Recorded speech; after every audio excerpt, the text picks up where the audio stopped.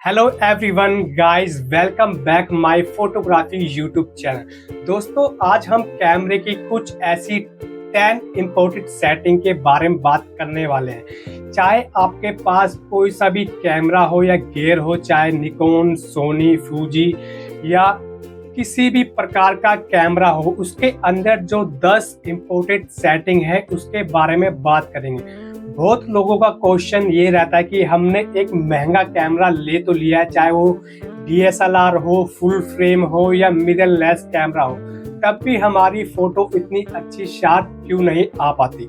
दोस्तों, इसके अंदर यही मेन कारण होता है कि कैमरे की जो 10 इम्पोर्टेंट सेटिंग होती है वो आप नहीं देखते या नहीं कर पाते। तो आज मैं यही बताने जा रहा हूँ कि कैमरे की जो 10 इम्पोर्टेंट सेटिंग हो, चाहे वो कोई सा भी मॉडल हो, चाहे वो कोई सा भी कैमरा हो, ये 10 सेटिंग सब में लागू होती है। तो दोस्तों, आइए स्टार्ट करते हैं। जो अभी तक हमारे चैनल में अगर आप नए आए हैं तो प्लीज़ सब्सक्राइब कर लें और बेल आइकन को जरूर दबा दें ताकि ऐसी फोटोग्राफी इम्पोर्टेंट वीडियो आपको जल्द से जल्द मिलती रहे। तो दोस्तों, आइए स्टार्ट करते हैं। फर्स्ट बात करेंगे दोस्तों अपर्चर की। अपर्चर क्या होता है? हमारी डेप्थ ऑफ फील्ड को कंट्रोल करता है। इसके अंदर दो चीजें होती है, शैलो डेप्थ ऑफ फील्ड और दूसरी डीप डेप्थ ऑफ फील्ड।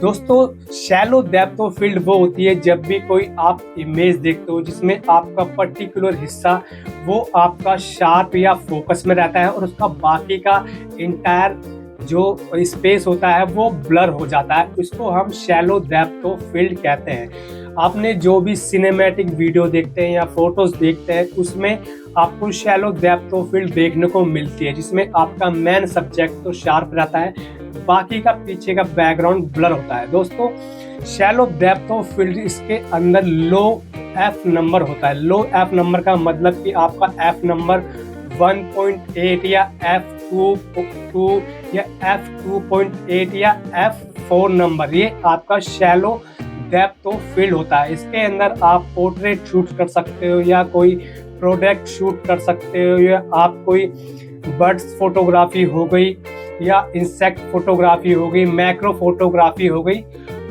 ये सब शैलो डेप्थ ऑफ फील्ड में आप यूज कर सकते हो लो एफ नंबर रख के। दूसरी बात करेंगे हम डीप डेप्थ ऑफ फील्ड की।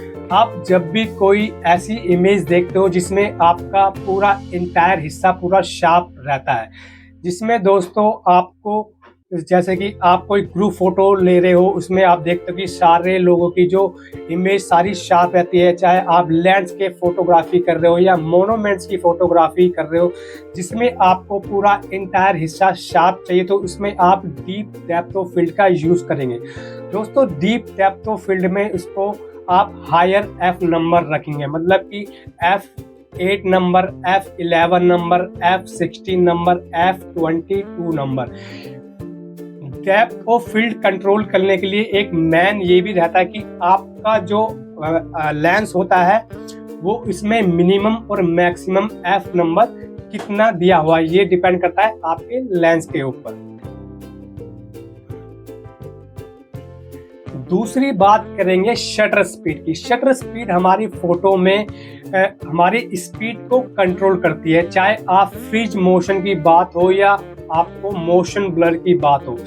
जितना आपका शटर स्पीड हाई रहेगा, मतलब कि आपका 1 ऑफ द 500, 1 ऑफ द 800, 1000, 1200, 1600, 2000, ये सारी जो आपका 1 of the shutter speed number है ये हाई होता है। इसमें आप फ्रीज मोशन को कैप्चर कर सकते हो। मान लीजिए कि कोई एरोप्लेन उड़ रहा है या कोई फास्ट मूविंग सब्जेक्ट है, कोई डांस कर रहा है, स्पोर्ट्स फोटोग्राफी हो गई, वाइल्ड लाइफ फोटोग्राफी हो गई, बर्ड फोटोग्राफी हो गई, तो इसमें आपको फ्रीज मोशन की आवश्यकता पड़ती है, जिसमें हमें एफ अपना जो शटर स्पीड है वो हाई रखना पड़ता है कि 500, 1000, 1200 या 2000 या उससे ऊपर।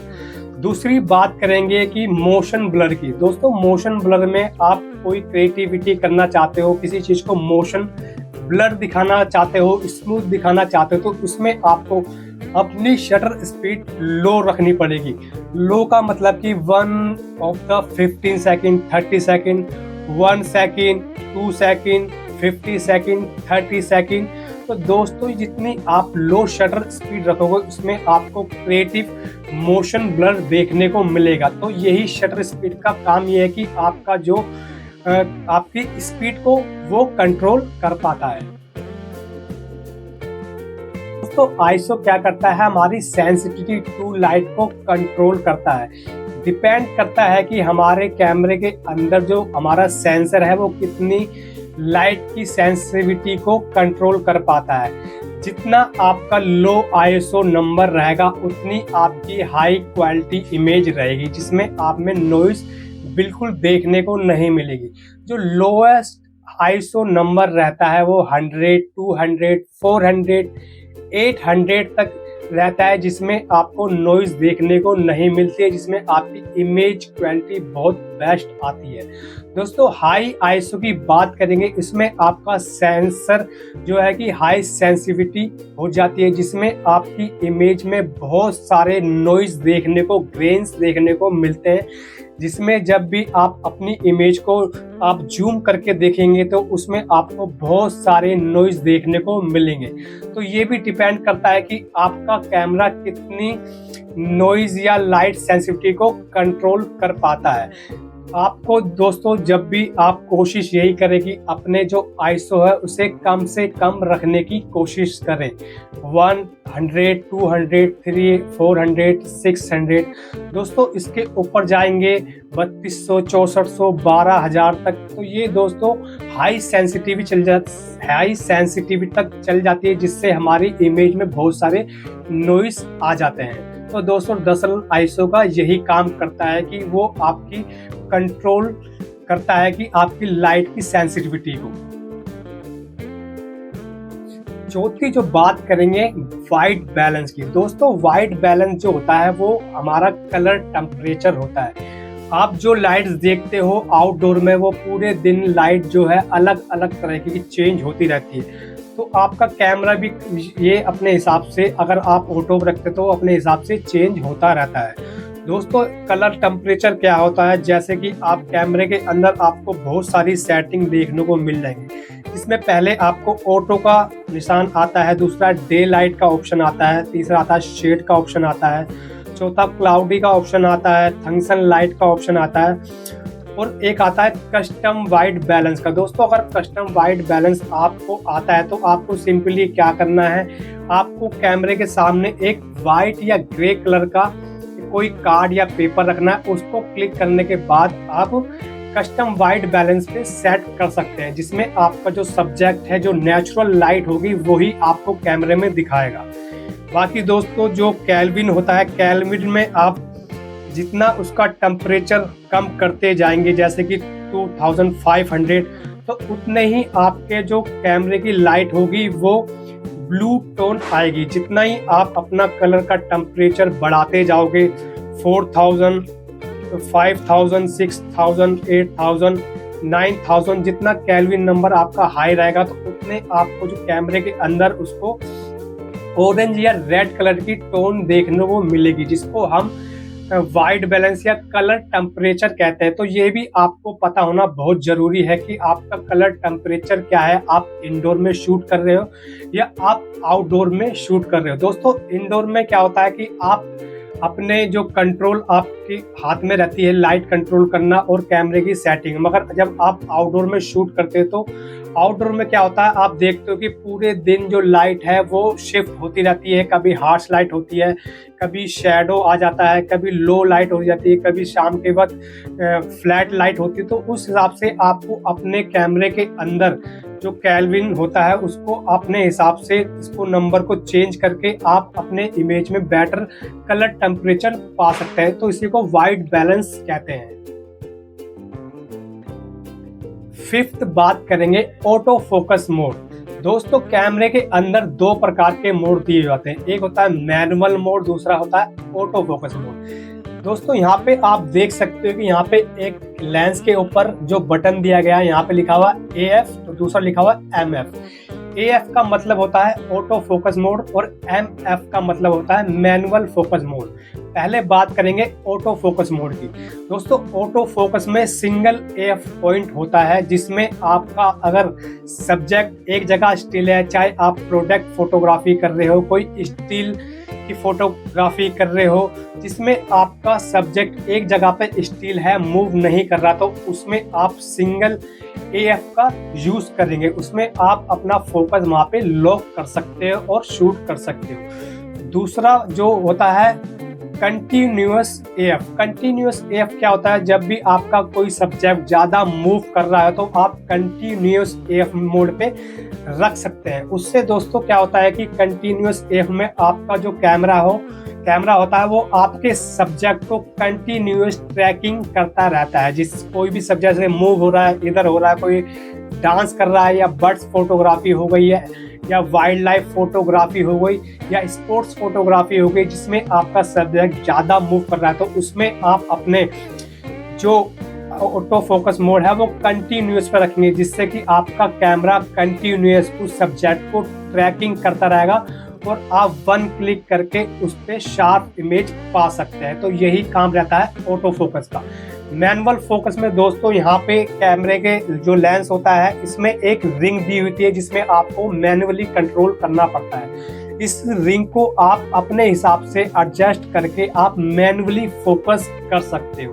तो दोस्तों आपको जो इसमें से अच्छा लगे आप दोनों को यूज करके या ट्राई करके जरूर देखना। पहले आप अगर बिगिनर हो तो पहले आप मैनुअल फोकस जरूर करके सीखें, उसके बाद आप ऑटो फोकस में शिफ्ट हो सकते हैं। 6 बात करेंगे हम मीटरिंग मोड। मीटरिंग मोड क्या होता है, हमारे कैमरे के अंदर जब भी हम शूट करते हैं सब्जेक्ट पे जो लाइट पड़ के रिफ्लेक्ट होके हमारे कैमरे के अंदर आती है, तो हमारा कैमरा कंफ्यूज हो जाता है कि कौन सी लाइट आती है।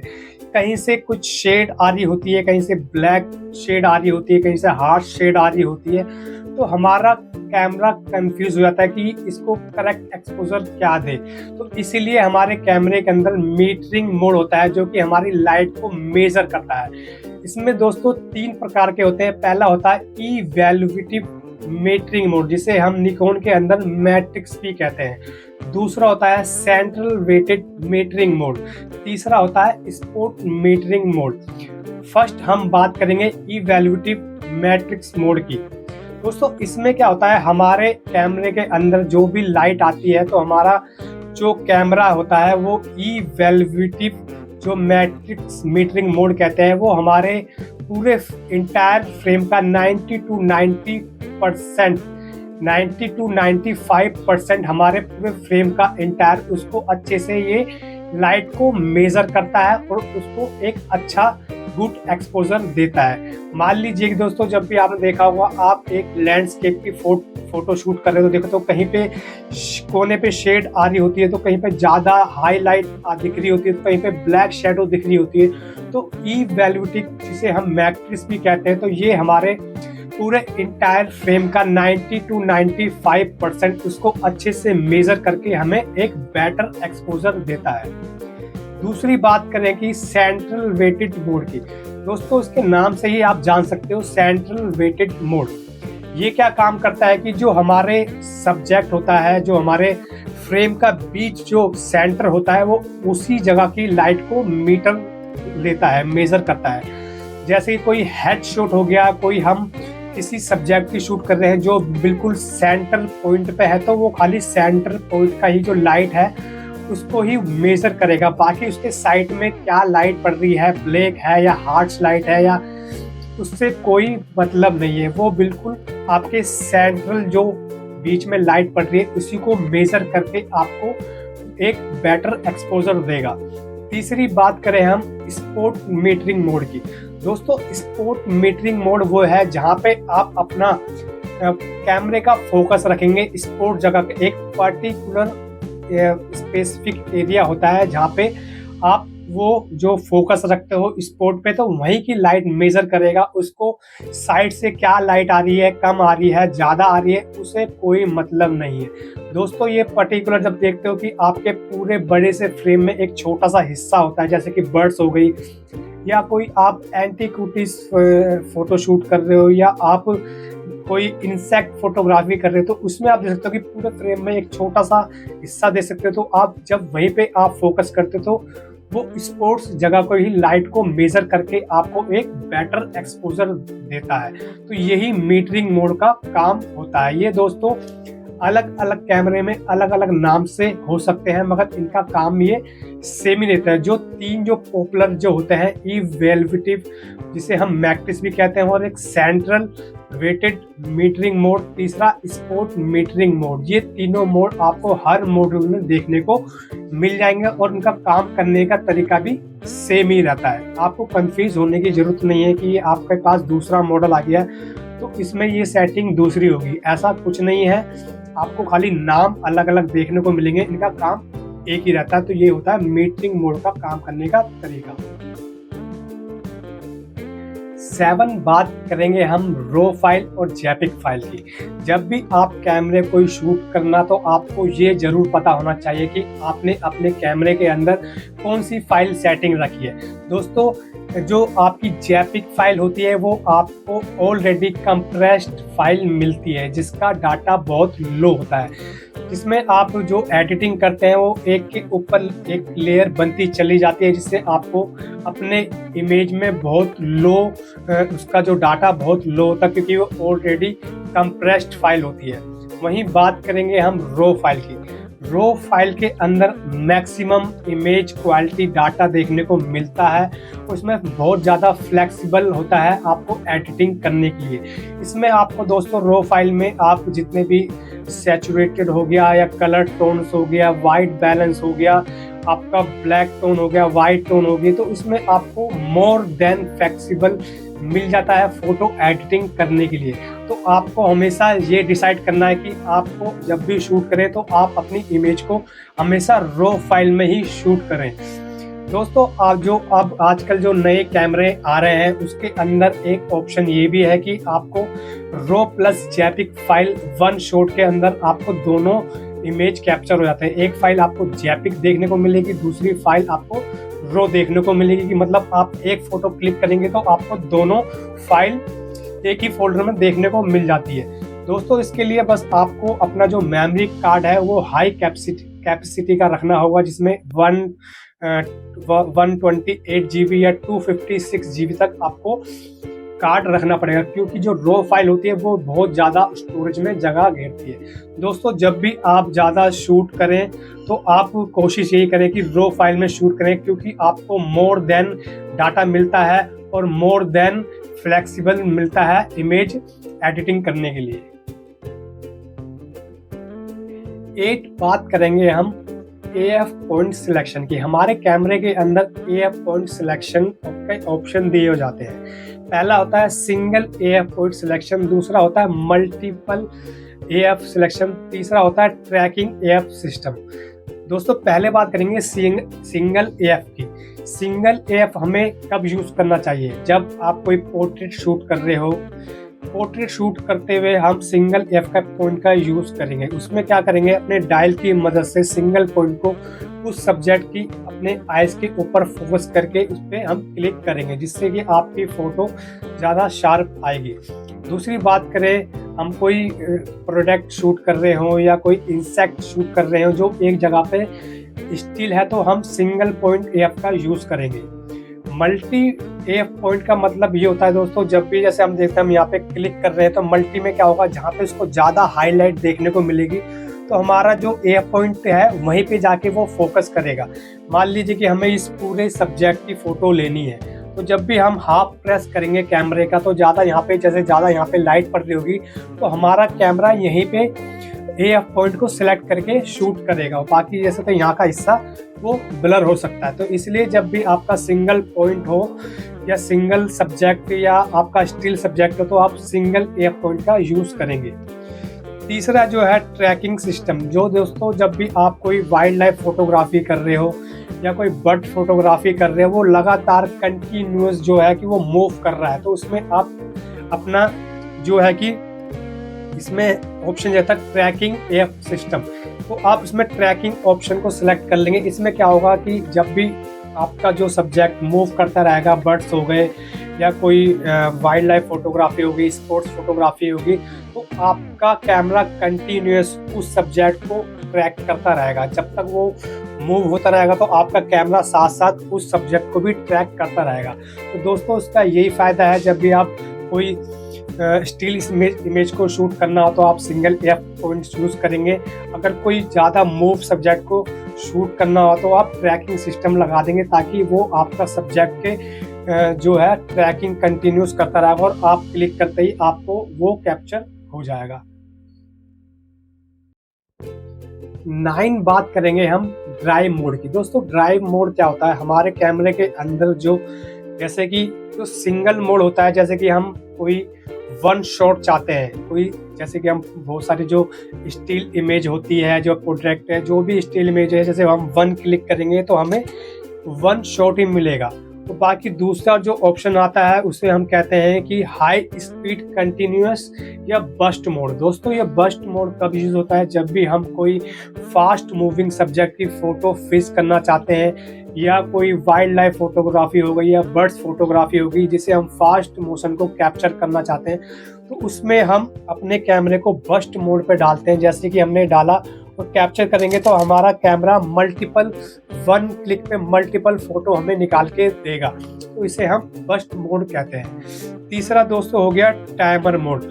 टाइमर मोड कब यूज होता है? हम अपने जो कैमरे को टाइमर मोड पे डाल देते हैं, ताकि हमारा कैमरा शेक ना हो पाए। उसको हम यहाँ स्टैंड पे लगा देंगे या किसी के ऊपर रख के अपने कैमरे को टाइमर मोड पे डाल देंगे। इसके अंदर अलग अलग टाइमिंग होती है, 2 सेकंड, 5 सेकंड, 8 सेकंड, 10 सेकंड। उसके ऊपर लगाने के बाद हम उसको रिमोट से भी यूज कर सकते हैं, या यहाँ पे प्रेस का बटन दिया हुआ है, यहाँ पे प्रेस करके हम छोड़ देंगे। जैसे कि हमने यहाँ पे 2 सेकंड डाल दिया, इसको हम फोकस करेंगे और प्रेस करके छोड़ देंगे तो 2 सेकंड बाद अपने आप ये क्लिक हो गया।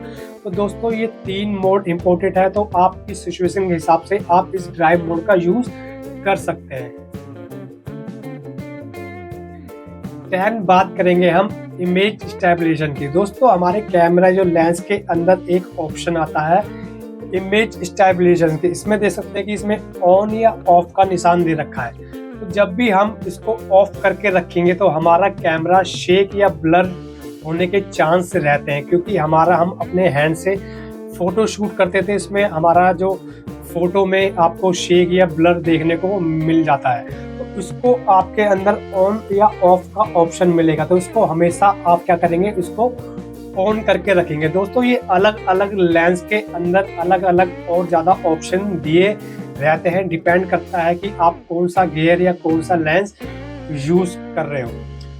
दोस्तों लास्ट दोस्तों एक एक्स्ट्रा टिप ये है कि जब भी आप शूट करते हो तो आप किसी फोटो जो प्रेस बटन का इसी का यूज करते हो, पहले आप इसको हाफ प्रेस करते हो तो आपका कैमरा फोकस होता है, और फुल प्रेस करने में आपकी फोटो कैप्चर होती है। दोस्तों आपके कैमरा में एक बटन दिया होता है जिसे हम AF बटन कहते हैं, यहाँ पे एक ऑप्शन होता है। दोस्तों इससे क्या होता है कि आप इस अपने जो अंगूठा होता है इसको दबा के आप इसको जब प्रेस करेंगे तो आपका जो सब्जेक्ट पे वहाँ पे फोकस हो जाएगा, और उसको दबाने के बाद आपकी इमेज कैप्चर हो जाएगी।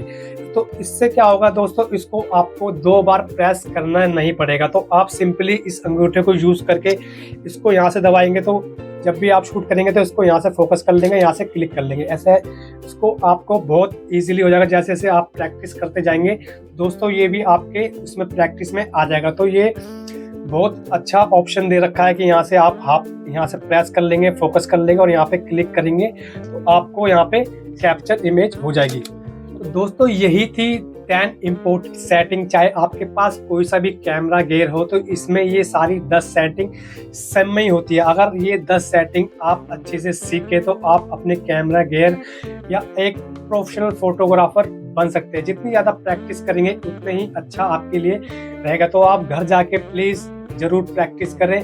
और जितनी भी हमने ये 10 सेटिंग्स बताई हैं दोस्तों, इनके ऊपर हमने इंडिविजुअल अलग अलग से डिटेल्स वीडियो बना रखी है। नीचे हमारे चैनल पे जाके ये सारी वीडियोस आप देख सकते हैं। दोस्तों वीडियो अच्छी लगे तो प्लीज़ लाइक कर दे, सब्सक्राइब कर दे और बेल आइकन जरूर दबा दे, ताकि ऐसे फोटोग्राफी इन्फॉर्मेटिव वीडियो आप तक मिलती रहे। मिलेंगे नई वीडियो के साथ। जय हिंद।